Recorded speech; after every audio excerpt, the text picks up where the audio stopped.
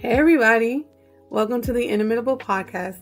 I am your host, Jermaine Harrison. I am a licensed mental health counselor, mentor, visionary, transitional life coach, but more importantly, I am a neurospicy black sheep. Inimitable means something that is so unique it is impossible to duplicate. This pod is for the neurospicy who are building mental wealth without a blueprint.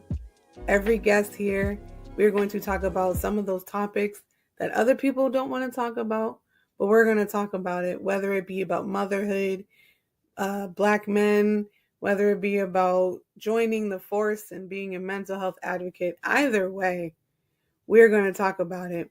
So, with that being said, thank you for coming. And if you're here, it's because God needed you here. I hope you enjoy this episode, and I will see you soon. Bye.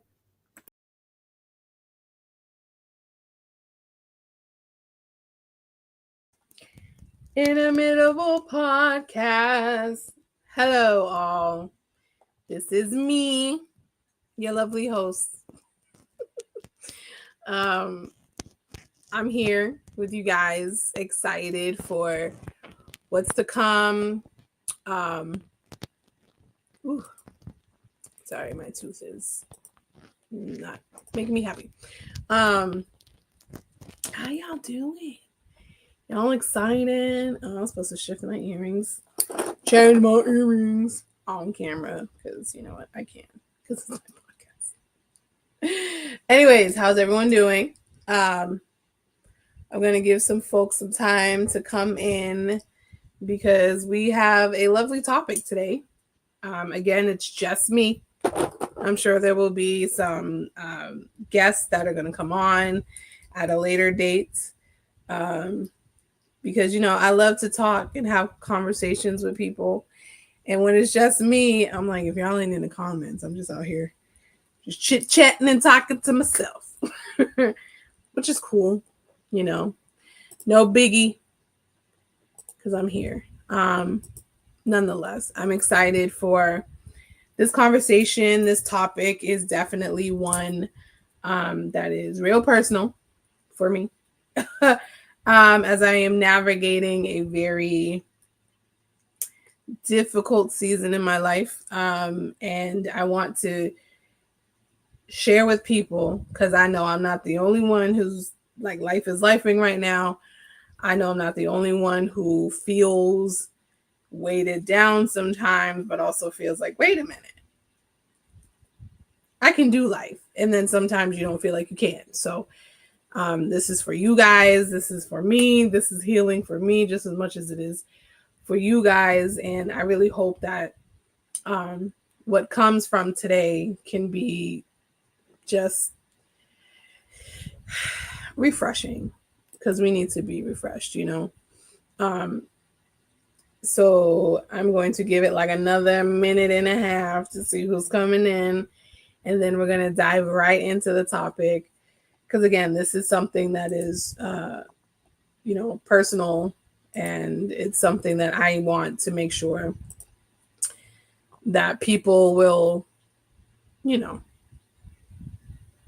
glean something from. I like this background.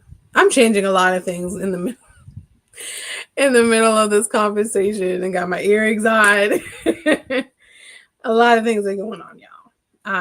But nonetheless, I want to make sure that you know, we're here. Oh, I took my logo off. That's crazy. How y'all doing? I start texting my folks like, y'all coming in? No, sir. Today's a good day. It's Thursday, which means it's Friday Eve. And that means we almost there, y'all. We almost made it to the end of the week. I mean, I don't know if that means anything to people who are struggling in the background. But we're here. And I'm glad to be here. You know, sometimes you fight to be here. So here we go. Again, I hope everyone's doing well. I hope you guys are feeling good. I hope you guys feel beautiful and all of those things, because you deserve to feel beautiful and loved and honored, you know, because we love y'all out here in these, what are we going to call these? This, virtual land on the World Wide Web. Anyway, so today's topic is we're going to talk about being consistent in the storm, right? And consistency in the storm is very hard because life is lifing, you know what I mean? And there are just some times when no matter how hard we try, and no matter how good we are with overcoming situations and storms of life and all of those things, sometimes we still struggle. And the reason why I say consistency is because everything's not always going to be on the up and up, just as much as everything's not going to always be down there in the trenches. You know, we have those balances. And again, a lot of people struggle because it's not always about being on the mountaintop, or it's not always about being in the valley. It's those transitional periods, those little plateaus, if you will, where a lot of things become very difficult. And it is definitely hard to navigate those spaces regularly. And so I wanted to offer, again, anything that I can possibly offer, whether it's insight, whether it's just creating the space to have the conversation of like, how do I navigate life and the transitions that come with it? Because we are in a very interesting time in this lovely American world. And if you're, I'm not saying I'm international yet, but if someone were to watch this that's not in the United States, hey, friend. So with that being said, I'm going to get into the topic of how do we remain consistent during life struggles. So the first point I wanted to point out is that it's a choice. Consistency is a choice. Is it an easy choice? Absolutely not. Is it a choice where you have to make it daily, sometimes multiple times a day? Absolutely. And I say that it's a choice because, there's a lot of things that we decide. I don't remember the exact number, but it's up there. Like we make almost 10,000 decisions a day between what are we going to eat, what are we going to wear, who are we going to talk to, which way we're going to drive to work, what are we going to do after work. There's so many things that we decide to do. So remaining consistent in the storm, it is a choice. And it's a choice that you're going to have to make regularly. It's something that you have to say, like, I'm staying, this is a fight. And I want to stay in the fight, because whether I'm not a quitter, whatever you want to tell yourself, consistency is a choice, a hard one. And for my believers out there, because we team Jesus over here. If you are also team Jesus, also recognize that we're not in this fight alone. You know what I mean? Like while we are feeling weak, God is pouring strength into us, continuously. So when we think about how to remain consistent, that's what it looks like. It really looks like making the choice and being like, God, I don't know how to do this. I want to give up. Being honest is also a part of consistency. I've learned, and I tell people all the time, God is not offended by our emotions, because he knows that being a human means I have human emotions. I have human behaviors. I have human tendencies. I have human temptations and all of those things, right? So since he knows I'm experiencing them anyway, I might as well be honest and say, this is what I'm feeling. And, when we're honest about it, the same way therapists say, be honest about what you're feeling, because I can't heal what you don't reveal. I can't guide you on the path of healing if you're not honest with where you are. So That's another thing. Be honest about where you are, man. Like it takes a strong person to admit, like, I don't have it today. I don't. I may not have had it for the past 3 weeks or 3 days. I don't have it. But that's not to say that you're a weak person. That's not to say that you can't overcome these things, because that would be a lie. There's so many amazing things that we can do if we really put our mind to it. But then also recognizing, again, I'm not always going to have it, and that's okay. So whoever's out there that feels like I have to be on, I have to be this, I have to be that, you don't have to. Because I don't know anyone that can go through life and be like, nah, yeah, totally unfazed. Everything's cool. Everything's Gucci. Y'all, be honest. You know what I mean? It's hard. I will admit that. But you got to be honest. So,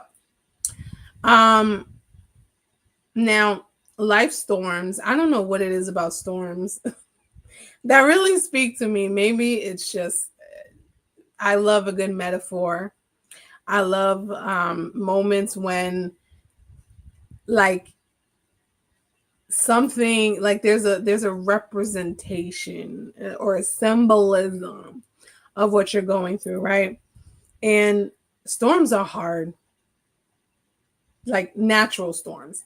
I had a class that talked about, like, disaster mental health, and basically what it is, it's how communities can show up for one another given disasters like Hurricane Katrina, or what's happening in Flint, Michigan, and how they still, to this day, don't have fresh water. Like the earthquakes and mudslides, and like the earthquake that happened in Haiti, and all of these things, right? Natural disasters, and how to rebuild, excuse me, how to rebuild the community.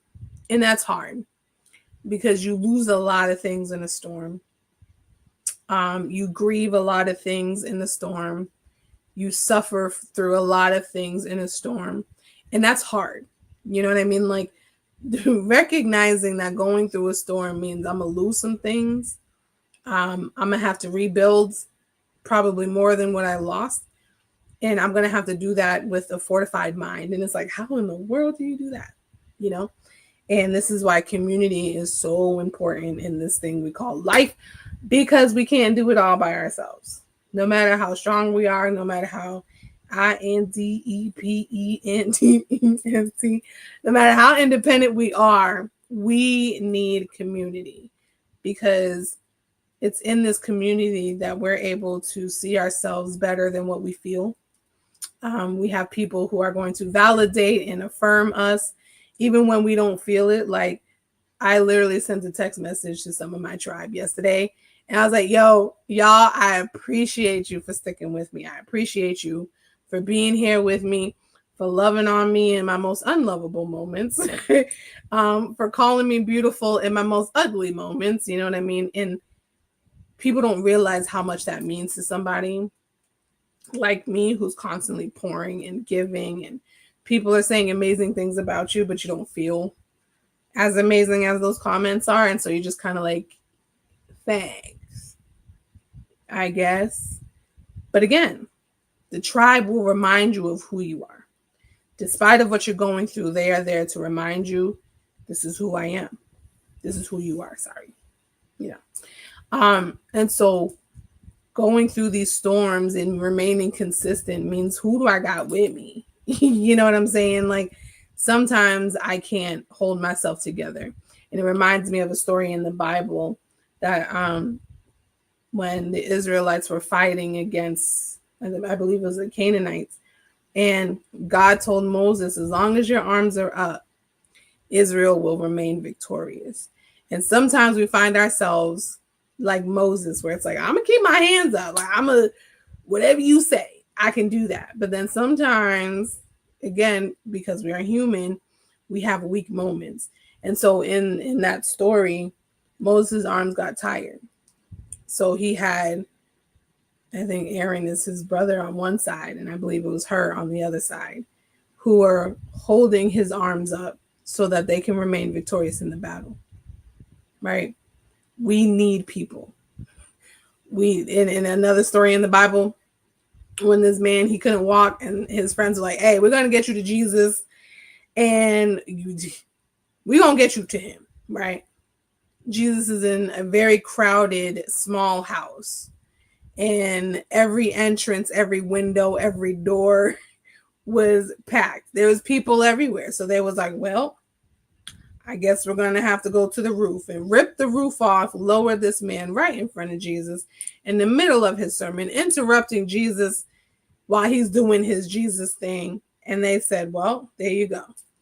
And Jesus's response was not that the lame man's faith made him whole, but that the faith of his friends made him whole. Now stick with me, y'all. I'm preaching, and I'm not trying to get preachy, but y'all know. Welcome to my channel. It happens. Sometimes we find ourselves in situations where the faith and the belief and the trust that our tribe has is what pushes us into sometimes a breakthrough, sometimes healing, wellness, happiness, joy, peace, love, all the other fruit of the Spirit. That's why we need a tribe. That's how we remain consistent, by having the right people around you. Because you don't need people that's just going to talk and say, oh, well, you should have done, and I don't feel bad for you because you was acting messy and you crashing out. Be honest with your friends. Absolutely. But we need people when we are in a weak, low moment that's going to pour back into us, because that is very important. Like, if I'm a pour in you, I need you to pour back. Because sometimes as a pourer, someone that pours, I run out, and it's hard to keep pouring and doing the things you're doing when you are going through life and you're going through a storm, so that's how, excuse me, that's another way we remain consistent, is by the people we have around us that can fortify us and be like, I got you. I'm gonna hold you together. I'm gonna hold your hand through this. I'm gonna provide a listening ear, a shoulder to cry on, a hand to hold, a smile to give, energy to feed off of. I'm gonna give it to you because I know you need it. Just remembering that there was this quote that I saw that it said, storms expose, but they also strengthen pain. Oh, no, wait, hold on. Storms expose, but they also strengthen. Then it says, pain has a way of revealing what is still fragile and underdeveloped. As sucky as going through something is, and as sucky as pain is an indicator that something's going on and something's wrong, right? Sometimes we don't fix things unless we feel pain. Sometimes we don't heal things unless they're broken, or we recognize how broken they are. So some of us, and me included,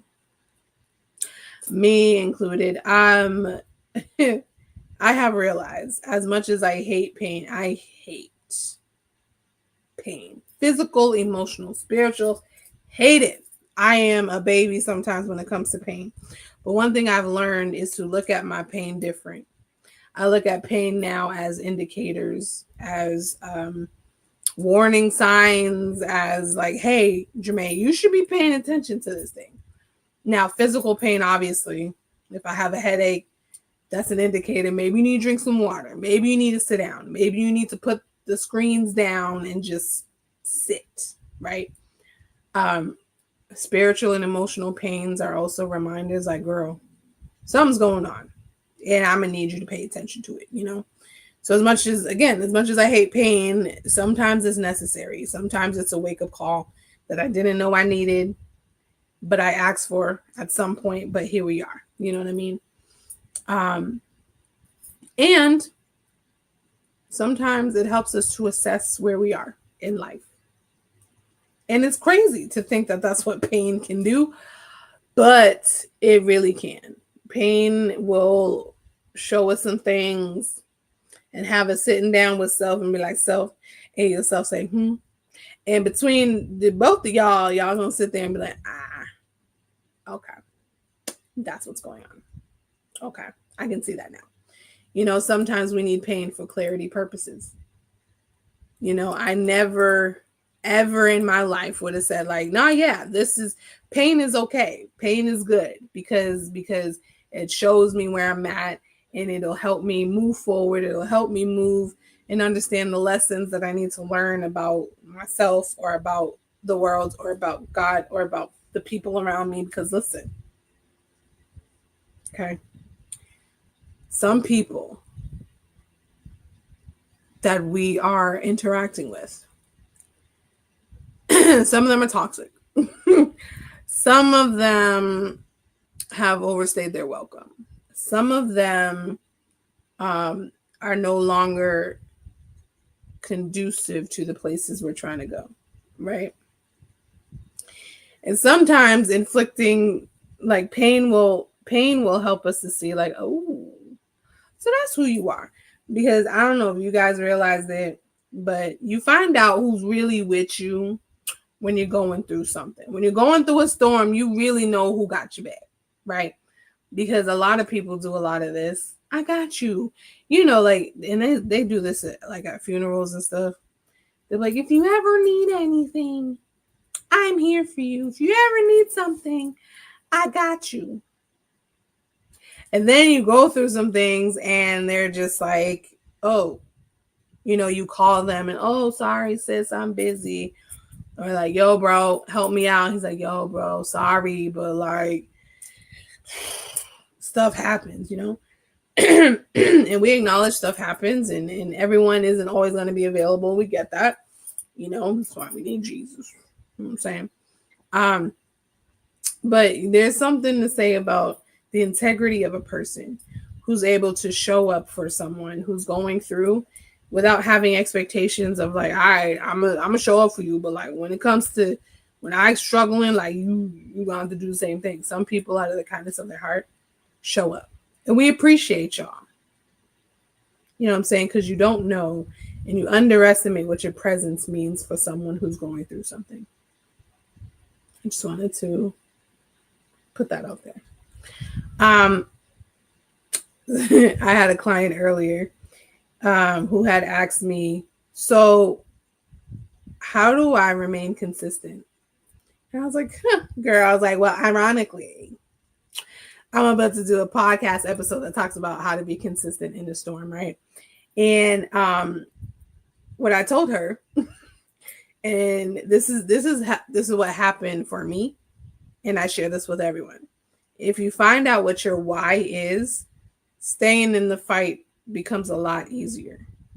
And I say that because, when you suffer and you go through things and you don't know why, you don't know, like you look at pain and suffering as like I must have did something wrong. And oh my God, it's my fault. And I'm such a horrible person. And, I must be bad because bad things happen to bad people, right? Bad things happen to good people. And sometimes we have to reach a moment in our lives where I look at pain differently. And, again, I'm going to get churchy real quick.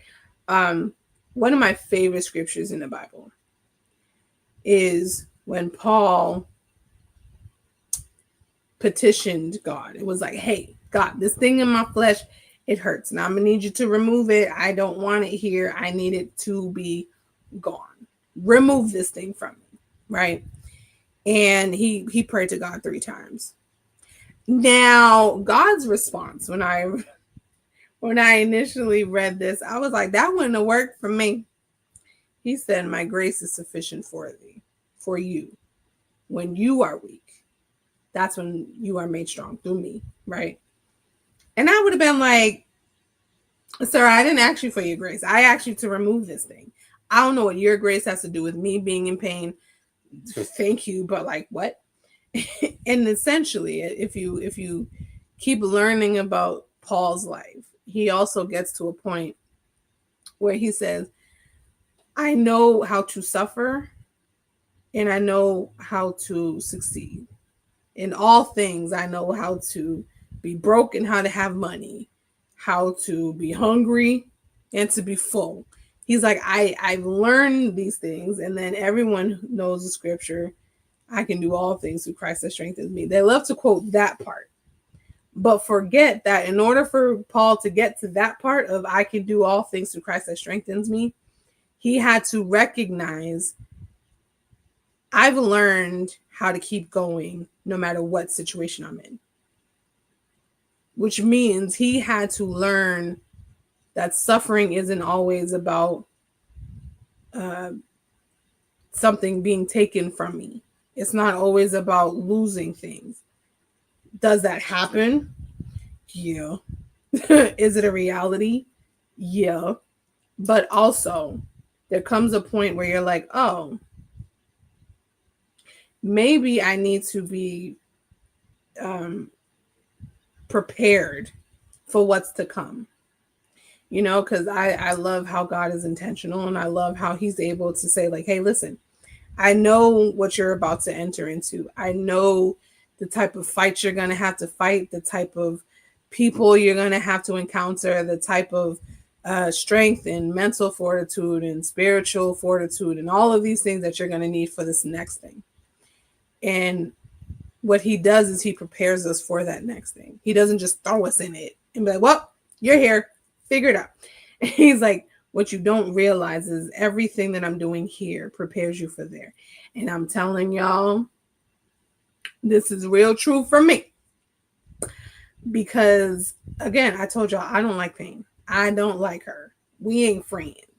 We ain't even frenemies. I don't like her.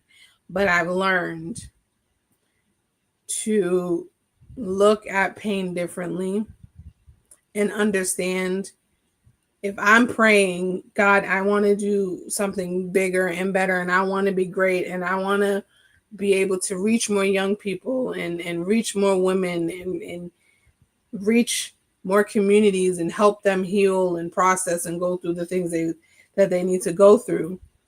I need to be prepared for that. Me, this little shy, insecure little girl, is praying to be put in front of people to help them heal, right? That means I got to have a certain confidence. That means I have to know what healing looks like. I have to know what pain and fear and abuse and misuse and stuff looks like, whether I experience it personally, or I've had multiple run-ins with people who have gone through it, so I know how to address it appropriately. Because let me tell y'all, school is expensive. And you learn a lot in school. You do. It's great time. But school don't teach you everything.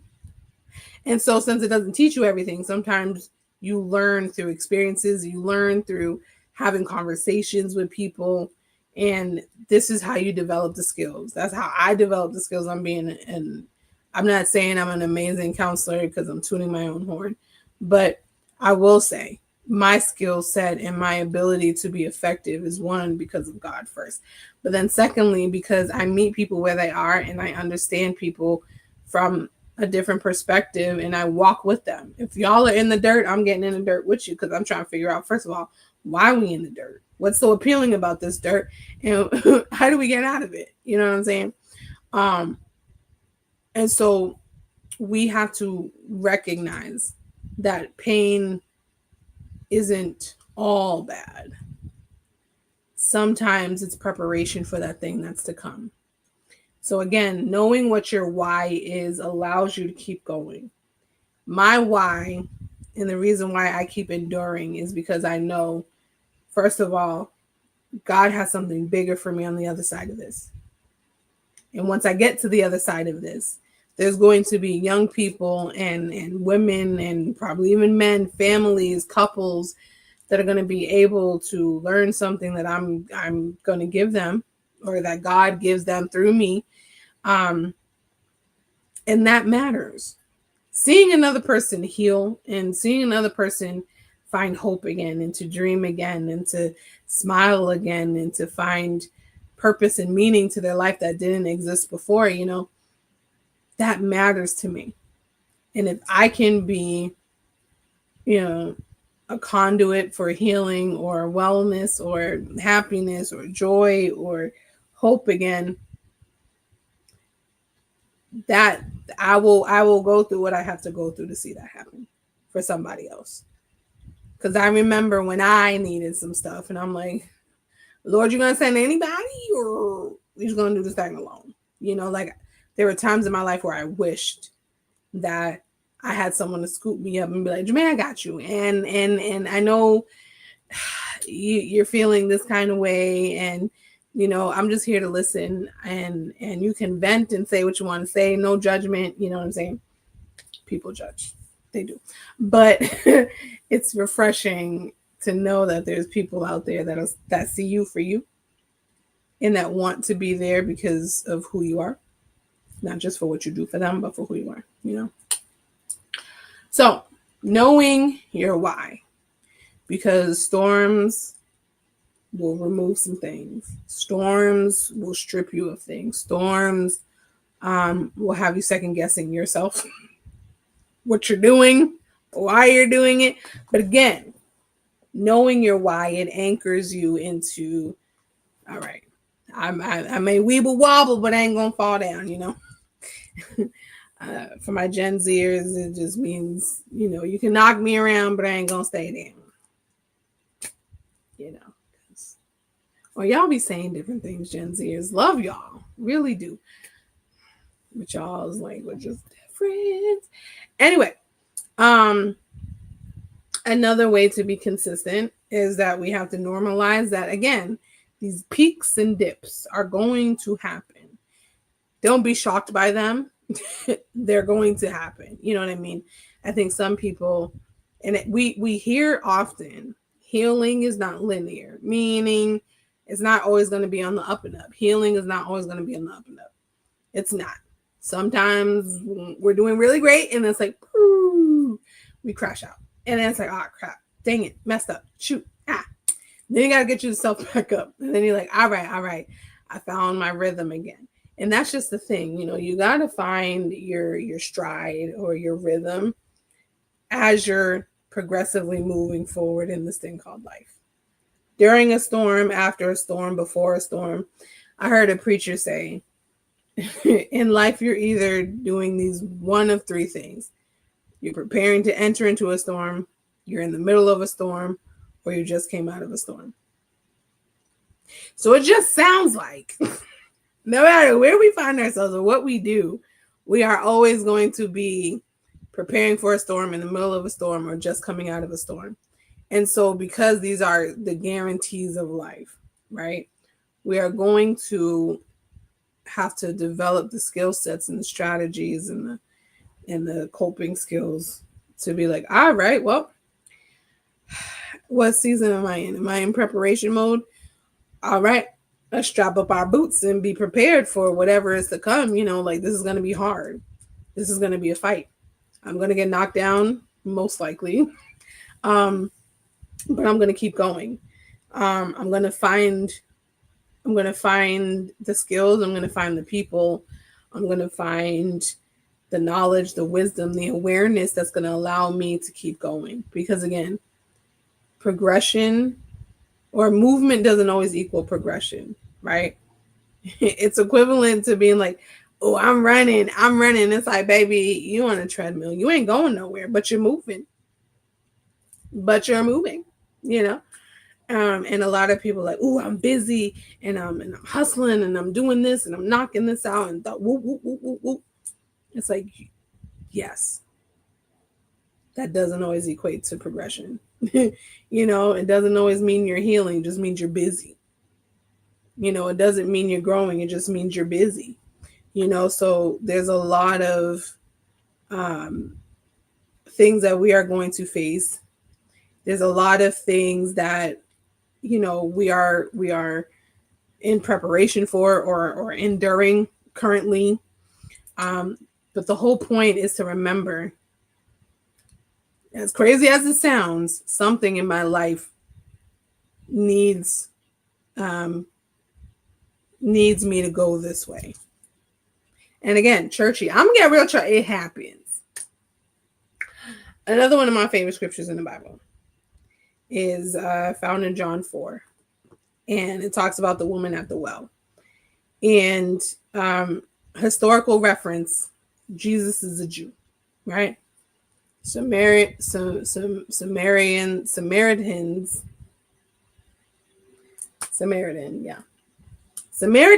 and Jews, they weren't friends. Quite frankly, they were enemies. They weren't allowed to mix and mingle. They were not, right? So what Jesus did as a Jew is he told his disciples, I have to go this way. And his disciples like, yo, why are you going through Samaria? Because Jews on the path to where they're going would go around Samaria. They would take a long route around just to go to where they have to go. But Jesus is like, no, I'm going through it. And the disciples were like, that's crazy. And what are you doing? He's like, y'all go your way. I'm going to go this way. All to encounter a woman who has been ostracized, who is judged, who is a castaway, a black sheep, or an inimitable, if you will, who is getting water at the well at the hottest time of the day. But she's doing that because she knows no one else is going to be at the well, so no one else is going to talk about her. No one else is going to judge her. She's going to keep going. And essentially, Jesus went through the hardest path just to get to her, just so that he can restore her. But truth be told, she was the first female to proclaim and to share the gospel, which is the good news, which is that the Messiah is here and the Messiah was Jesus, you know. And I love that story because it just shows how intentional God is. You know, like he shows up when you need him to, and he'll go the path not easily traveled to get to you because you matter that much to him. And he wants to restore you despite how people see you, despite how you see yourself sometimes. Because this female the woman at the well had 5 husbands, you know, and Jesus called her out on it. He was like, yeah, go, you know, be with your mans. And she was like, I don't have one. He's like, you right. You got about 5 of them. You know what I'm saying? About 5. And so she's like, well, he saw me. He called me out. But Jesus was able to restore her just by having a conversation, you know? And it reminds me of a lot of conversations I'm having with my clients and friends and mentees and whoever I encounter, really. And I try to encourage and empower people that even when you feel like you are irrelevant or forgotten about or whatever, God sees you. El Rohi, God sees me. Love that name. That's one of the names of God is El Roy, which means God sees me. And you know what? A part of enduring life storms is remembering that God sees you. I see you. You have family and friends that see you. Everyone will not. Everyone is not meant to validate you. Everyone is not meant to support you. Even the ones that you would think like, but I was there for you and you, no, okay. Mm-hmm. Yeah, them too. You know, everyone is not going to be your cheerleader. Everyone's not going to be in your corner. No matter how many times you showed up for them, it's just not a thing. But that doesn't mean we don't have somebody, because God will send somebody because it's what he does, you know. So yes, that's a thing. And so when you go through things, you have to realize it's not a linear travel. It's not going to be easy. It's not something that you can just be like, oh, look, I did a thing. And then like, that's it. Progression. You got to keep going. You got to keep pushing. Recognizing it's not going to be easy. Recognizing everyone's not going to go. Recognizing it's going to hurt sometimes. Normalizing pain sometimes is that hard truth that we have to accept and realize. It's going to be painful. and it's going to be hard, but that doesn't mean we don't come out of it. There's a saying out there in the mental health world that you survived 100% of everything you went through, which essentially is true. You're still here. So those moments when you're like, oh my God, this thing gonna take me out, you're still here. No matter how much disappointment and abuse and misuse and being misguided and feeling isolated and feeling unwanted and feeling broken, no matter how much you felt like this is it, you're still here, and that's beautiful. And it has a great message to it, but a part of my mission these days is to teach people and to guide people. Like, it's not just about survival, right? That's like animalistic. Like, these are instinctual ways that we survive. We have to live on purpose. We have to live with the abundant life that Jesus died for and rose for, so that we can live despite the failures. We can live despite the fears. We can live despite the lack of, because again, we are in a predicament right now in this culture of the United States of America, where things are changing daily. And there's so many unknowns. There's so many things that, like, how do I make it through this? How do I do this? And yeah, in some senses, you do have to survive. But then there's more. There's the understanding that I can actually maintain. Even if I have anxiety, I can maintain. Even with depression, I can maintain. Even with all of the failures, I can maintain. Even with 1 degree, no degree, 12 degrees, I can maintain. Why? Because I'm not just living off of instinct. I'm living off of strategy. I'm living off of experience. And I had a supervisor that said to me, Jamae, if you're going to make mistakes, make new ones. I was like, sir, what? That doesn't make sense. You telling me I need to make mistakes? He's like, yeah, but just make sure they're new. Because if you're making new ones, that means you learned from the last one. And if you're making mistakes, that means you're putting forth effort to try. Because you're going to make mistakes along the way. That's okay, And I was like, okay, I like that. And so, like, I kept it. I had another supervisor that was, his thing was always get curious. And I'm like, wait. And now I know a part of overcoming trauma is being able to see yourself differently. It's able to not get stuck in one way of thinking and one way of understanding and one way of perceiving. Get curious to what's on the other side of pain. Get curious to what a healed version of you looks like. Get curious on what a healthy relationship looks like. Get curious on what it means to have friends or a tribe that are reciprocal in their giving and receiving. You know what I mean? Like, get curious, right? And so I am I am a person who learns from a lot of places and a lot of people.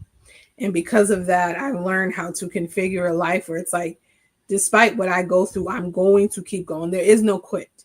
Maybe it's because I'm competitive. Maybe it's because I'm a former athlete.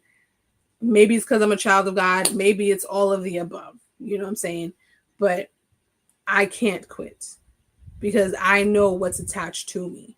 I know there's territory attached to me. I know that there's young people and there's people along the path that need me. So I need to survive, not just for my own life, but for theirs too. I want to be used in a way that God would have me to be used. And that often requires me having to endure a lot, because I'm not just trying to clothe people. I'm not just trying to feed people. I'm not just trying to make people look pretty. Like, what I do is soul work.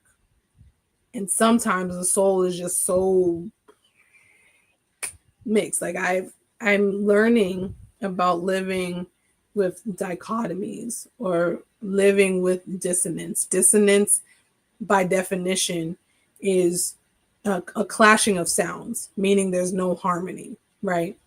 And I think oftentimes we live in this dissonance of like, I really believe God and I really love God and I'm 100% in with him. But I also am grieving and I'm struggling and I'm sad often and I'm anxious and I'm worried, and people say, I seen the post today, fear and faith can't exist at the same time. And this might sound controversial, but I think they can because we're human, right? And while there are times when our spirit man takes over and what we once felt in the flesh is like, oh, I'm cool right now. We are both spirit and man at the same time, you know? And so sometimes they do exist at the same time, like right now, everything I'm doing scared. But does that mean, I don't have faith? No. Does that mean sometimes my faith isn't as strong as it should be? Yeah.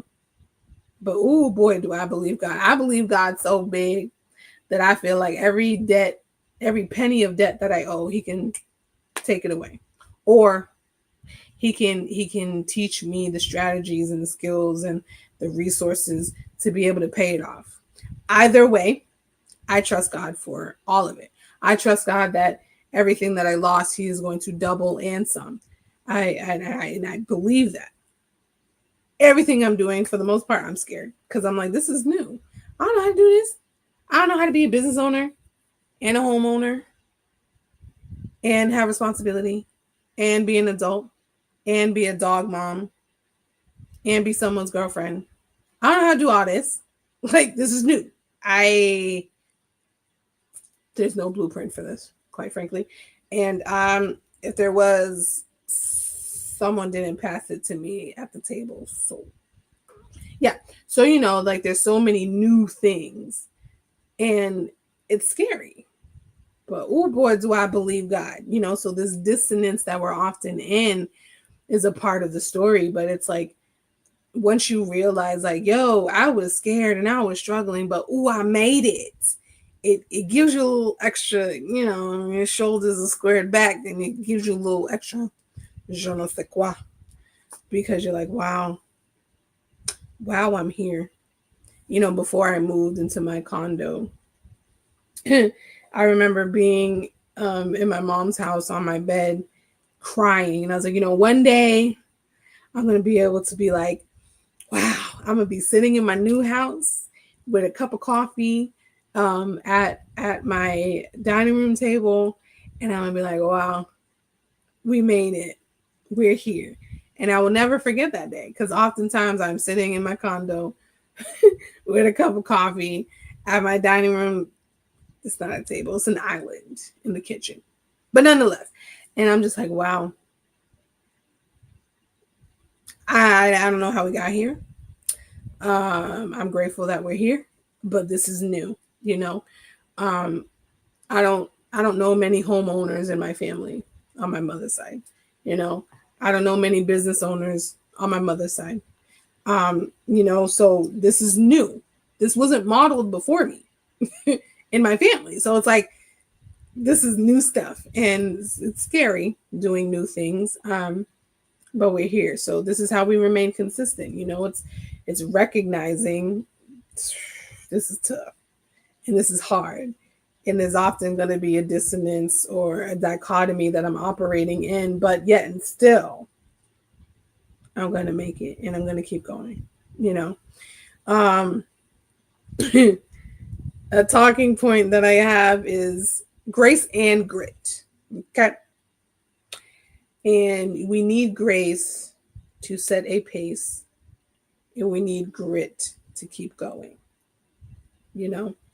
I wish I could make that rhyme. You need grace to set a pace.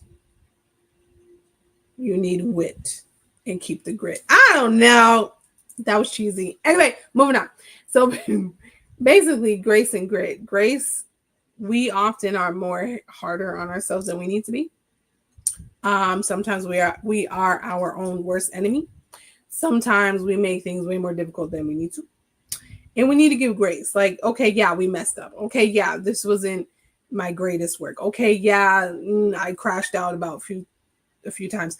But I'm still here, which means I have an opportunity to keep going, which means I have an opportunity to be better, to be happier, to be healthier. That means there's something in me that won't quit, that's allowing me to move forward. You know what I mean? So I have to give myself grace.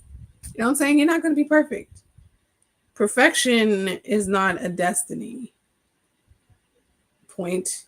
It's not, I don't even know if it's something we should be striving for, because who can attain it? You know what I'm saying? There are certain things we can be perfect at, but even with that word, it's like that means I don't miss. That means I don't fail. Perfection is equivalent to throwing darts and hitting the target every single time. We are not that perfect. And no matter how much practice we have, you know, a lot of people say practice makes perfect. It's like, no, practice makes things possible. Right? I had a lot of practices in my day between volleyball, basketball, and track. Plenty of practices.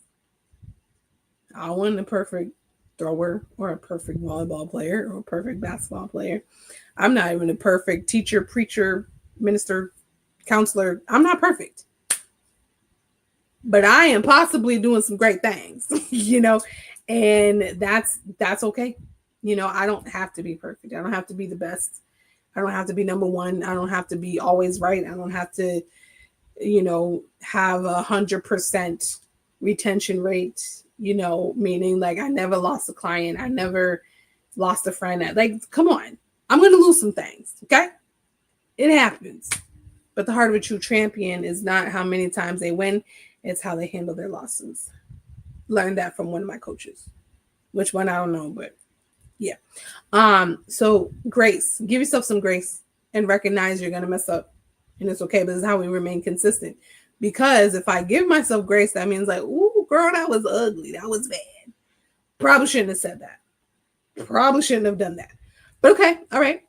Pick yourself up, learn from this, and do something different. And then there's grit. You know what I mean? I did one of my AmeriCorps places that I served at was Build, and one of their core concepts was grit. And it's really just that, it's like that inner dog, you know what I'm saying? Like, it's that thing that's going to keep you going despite what's happening. You know, grit is like having integrity on steroids, right? Like they say integrity is something, it's doing the same thing despite who's watching or something like that, right? Grit does that. Grit is also like, listen, if I gotta get down and dirty, I'm gonna get down and dirty, but I'm gonna make it. If I gotta struggle and crawl my way the same way that woman with the issue of blood crawls her way to Jesus just to get healed, I'm gonna do that. Because again, my why is attached to why I'm going. It's a part of the thing that fuels me to keep going. It's a part of the thing that no matter how many times I fall, I'm going to get back up. No matter how slowly I bounce back up, no matter how long it takes me to get from A to B, as long as I'm moving and I'm progressing, that's grit, you know. So grace and grit, we need it, you know. And to wrap up, hey to whoever's watching and whoever's going to watch the rebroadcast, and hey y'all, how you doing? My final point is this: consistency is a practice, not perfection. You know, I alluded to that in a lot of my talking points before that, but you have to keep practicing it. You know, a lot of people ask me like, how do I heal from insecurities? How do I overcome anxiety? How do I overcome feeling less than? How do I overcome emotional abuse when people were telling me I'm nothing and all this other stuff, right? You keep practicing at it. You keep practicing. You keep working at it. You keep telling yourself like, I'm going to get there and I'm going to make it and I'm going to keep going. Forgive yourself. Practice loving on yourself. You know, some of y'all have enough self-love for you and the rest of your family. Sometimes some of y'all need to have some humble pie. But on the other side, you know, like if you keep saying like you're beautiful and you're forgiven and you're powerful and you're royalty and you're somebody, and you're not perfect, but your imperfections make you perfectly you. Like if we say these things, eventually it sticks, and then eventually we believe it. You know what I'm saying? Like I don't have a green thumb. Y'all know this. My thumb is as brown as my skin is, okay? But I heard if you talk to a plant and you keep saying positive things about it, it's gonna grow. Right? They say that about children. You keep saying positive things, they're gonna grow into being positive and happy children and stuff like that, because words have power. And so like what you speak over a thing, it matters. That includes yourself. Like I learned this the hard way. I was so frustrated with myself, like there ain't no way I'm not progressing and I'm not moving forward. And it's like, girl, do you hear how you talk about yourself? Do you hear like the complaints, or like my pastor would say, the language of despair? Like we say some things and it's like, well, I guess that's why you stuck, because you kept declaring like I ain't never gonna be nobody. Nobody's ever gonna want me. I'm gonna forever be single. I'm never gonna succeed. I'm always gonna fail. I'm never gonna progress forward. I'm never gonna heal. I'm never gonna be free of this addiction. I'm never like when we say this, we just spoke this over ourselves, and then we're like, well, I might have to talk better about myself so that I can be better. To wrap this up, I am not a mother yet. Well, I'm not a biological mother. I do have some mentees that call me mom. I do have my kid that has been calling me mom since 2014, and I love her, But one thing I've learned, when you're about to birth something into this world, the mother is very protectant of what she's exposed to, what she consumes, what she listens to, because everything she takes in is transferred to that baby, right? And so sometimes her behavior shifts, not for her, but for the baby, right? And this is us in life. We are all birthing something, male or female, right? We all are going to birth something because we all were given purpose. We all were given destiny. As the incubator of, because I don't want to say the womb, proverbial womb, but anyway, the incubator of said baby, right? You have to be mindful of what you're taking in. You have to be mindful of what you're saying over you, what people are saying over you, what people are saying over this thing, because this is something that you're going to birth into this world. And so a part of remaining consistent is I got to learn what I'm saying and talk better and talk nicer, because my mentor said there's abortive conversations that happen. And when she said that, I said, girl, that's big, because it's true. Conversations and words and things that we do are aborting this purpose, are aborting our next level because of what is being said and what is being done, So be mindful of what you're saying to yourself while you're going through the storm. And again, if you don't feel it, be like, I feel like I'm never going to make it. I feel like I'm doomed. I feel like I'm always going to fail. Why? Because feelings are not finite, right? I mean, they're not fact. That's what I meant to say. Feelings aren't facts, right? So you can feel whatever. That doesn't make them true, right? So while you're saying, I feel broken, but I know that I'm yet healing every step of the way. I feel like a failure, but I know if I keep trying, success is my portion. I feel like I'm never going to amount to anything, but I know if I keep working, if I keep building strategy, if I surround myself with a good tribe, and if I keep my ears to the pavement and my eyes to heaven, that looks like weird, but I'm going to be somebody. and I'm going to be better than what this other version of me was. You know what I'm saying? So feel it. Absolutely acknowledge it. And also then speak something positive. This is how we remain consistent. So that's all I have for you guys today. I will be back next week. I'm going to start doing the pod weekly now. Next week's topic, I don't know. We're going to be working on it and see what the good Lord says. But if you are watching this now, feel free to share this. Tag somebody who might need to see this.